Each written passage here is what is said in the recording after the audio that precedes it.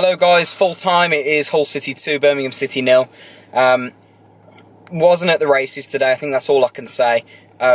Me and Emily spoke at half time and said at 1-0 it was the fine margins in football that were summed up in this game. Hull didn't create loads of opportunities. They had a penalty which I couldn't really see, so I'm not going to say whether it was or it wasn't.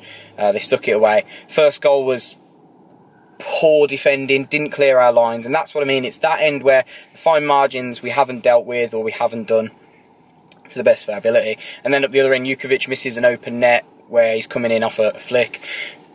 Adams rounds the goalkeeper and hits it into the side netting.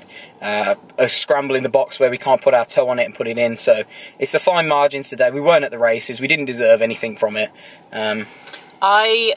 When we got the team lineup, I was a bit dubious. I didn't think Davis should have started purely because of his performance against Bolton.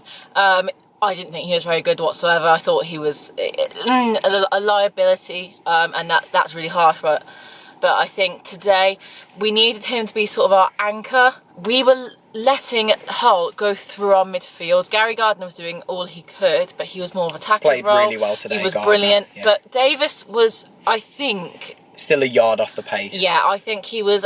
Not that he didn't try. He put a lot of effort in. Yeah. His effort was there. A couple of good tackles, a couple of good passes, but again, the game passed him by a little bit. I think it wasn't completely his game. I think I understand why Keith Bell was rested. However, I think it would have been a game. I think it shows how important Keith Bell is when we don't have Keith. Today happened. We were a bit more open in the midfield. I feel we were just lacking something today, and I can't put my finger on what it is. I think, well, when Davis came off, we didn't seem to improve huge amounts, so I don't think it's Davis's fault. I'm not trying to say that. I'm just saying that he's definitely not fully fit. He's not fully fit now. It's going to take him time, as with Vassell as well. Well, he hasn't played in 10 months, so a professional. They didn't get a pre-season under their belt either, so a couple of good performances today. Gary Gardner, I thought was our best player. I think he really, really did well. A lot of really good passes, and he spread the ball really well. Good tempo to the game. I think Amrabti had a decent game. He tracks back well. You could see at the end of the game he was really disappointed. Coming off the game was yeah, you could see that hurt him. Personally, I think Pedersen had an okay game today. Yeah, he was alright. And I was impressed with flashes from Conor Mahoney, but yeah, he's got so much potential, but when he does something that's not so great, everyone gets on his back, and I had a few people behind me saying that Amrabti was shit. And I personally don't agree with that. I think he was probably one of our better players today. But bearing in mind he's come over from a different country, different league, he's still adapting to this league. I think it's really important to remember that. Remember, Pedersen took a few games to bed in. Yeah. So I think, bearing in mind, Amrabti's only started a few games for us as well. He hasn't had huge amounts of minutes under his belt. So I think he's not shit. He's just adapting. So that's my 2 pence on that matter. Yeah, it's completely right. Look, the forward two were linked up well again. It really didn't fall for us today. We didn't manage to get any momentum going. I thought, Hull slowed the game down. A lot of fouls, a lot of injuries. They would go down easily, but that's a game plan, isn't it, at the end of the day? And we lowered ourselves to that at times. We kept committing to the fouls, and we couldn't get any momentum going when we tried. I didn't think it was our worst performance today, but we certainly didn't deserve anything out of it. But on to the Villa game.